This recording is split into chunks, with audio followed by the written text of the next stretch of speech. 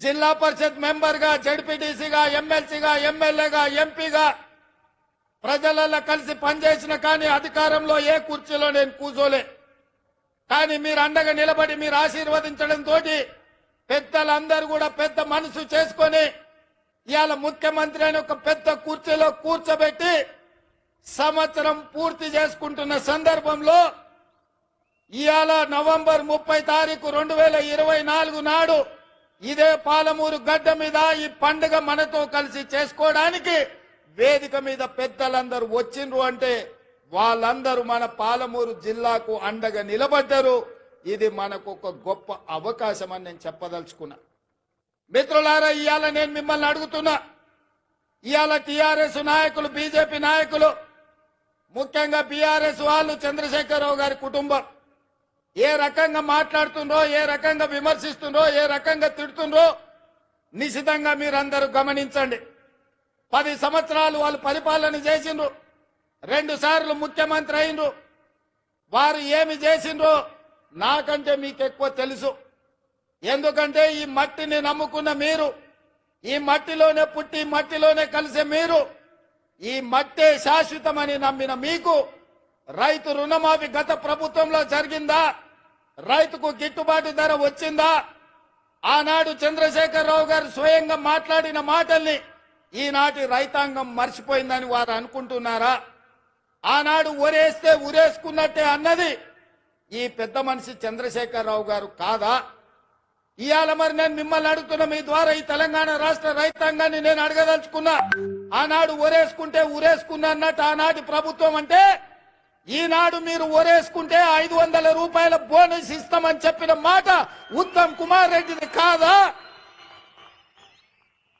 ఊరేస్తే ఊరేసుకోండి అని చెప్పిన ఆనాటి పెద్ద మనిషి మీరు వరి వేసుకోండి, వేసుకున్న వరికి 500 రూపాయల బోనస్ ఇస్తాం, మీ ఖాతాలో 3 రోజుల్లోనే బోనస్ కనక వర్షం గలగల రాలుతుంటే బీఆర్ఎస్ వాళ్ళ గుండెల్లో పిడుగులు పడుతున్నట్టుగా ఉన్నది. మిత్రులారా, ఇవాళ కాళేశ్వరం కట్టినా అన్నాడు, పాలమూరు రంగారెడ్డి ఎత్తిపోతలు చేపట్టినా అన్నాడు. ఇప్పటి వరకు 10 సంవత్సరాలలో ఆనాటి చంద్రశేఖరరావు గారు కేవలం సాగునీటి ప్రాజెక్టుల కోసం, కాంట్రాక్టర్ల కోసం 1,83,000 కోట్ల రూపాయలు ఖర్చు పెట్టిండు. అందులో కాళేశ్వరానికి 1,02 కోట్ల రూపాయలు, 1,02,000 కోట్ల రూపాయలు ఖర్చు పెట్టిండు. 1,02,000 కోట్ల రూపాయలు ఖర్చు పెట్టి ఆనాడు పండిన పంటను కాళేశ్వరం నీళ్లతో పండించిన అని గొప్పలు చెప్పుకున్నాడు. వారు చెప్పుకున్నప్పుడు మేమేం అనలేదు.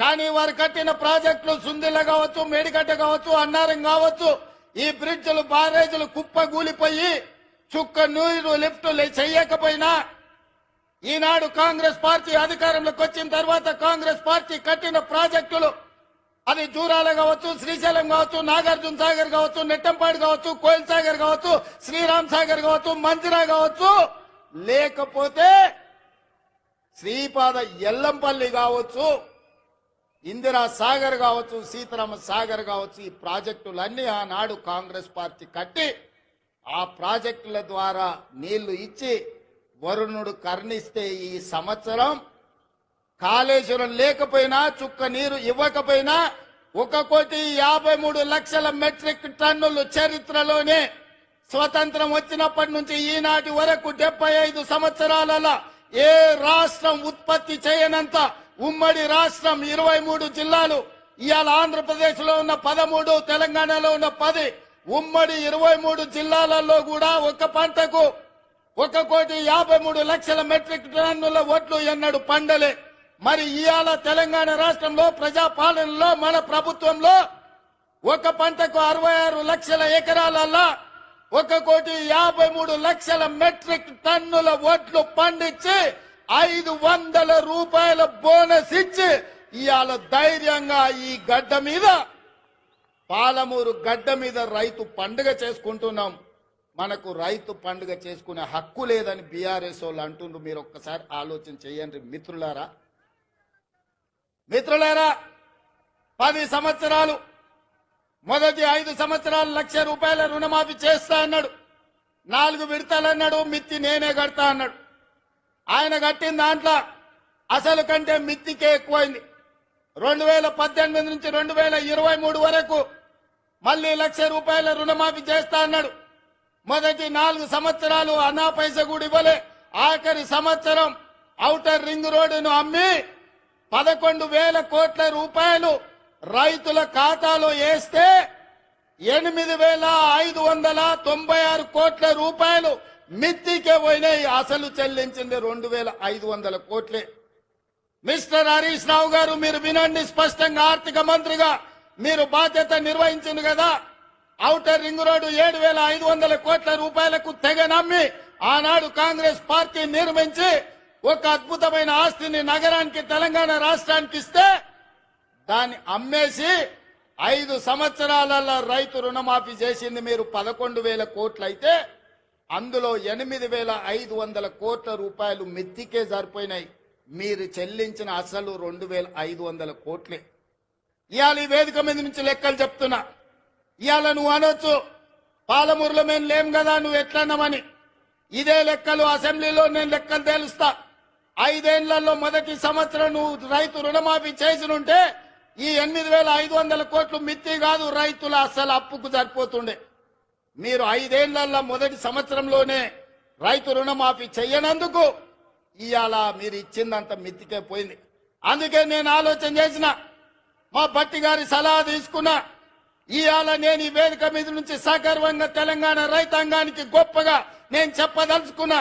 29 రాష్ట్రాలలో ఉన్న ముఖ్యమంత్రులను గాని, ప్రధానమంత్రి నరేంద్ర మోడీని, కల్వకుంట్ల చంద్రశేఖరరావును సవాలు విసురుతున్నా.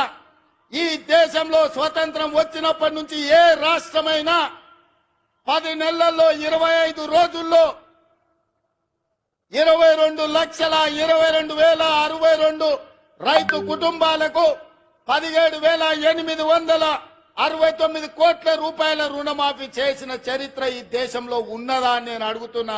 చర్చలకు మీరు సిద్ధంగా ఉన్నారా నరేంద్ర మోడీ గారు అని నేను అడుగుతున్నా. నరేంద్ర మోడీ గారు వస్తారా చర్చకు? కల్వకుంట్ల చంద్రశేఖరరావు గారు వస్తారా? మీరిద్దరు కలిసి రాండి.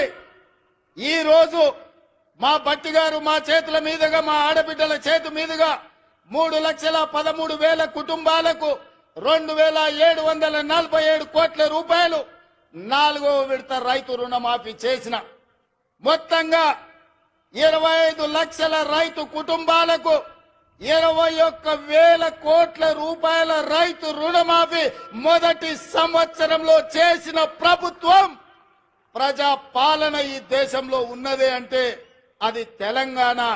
ఈ తెలంగాణ రాష్ట్రం రైతులకు రుణమాఫీ చేసిందంటే సోనియమ్మ ఆశీర్వాదంతో, రాహుల్ గాంధీ గారు ఇచ్చిన గ్యారంటీతో చేసినామని నేను చెప్తున్నా.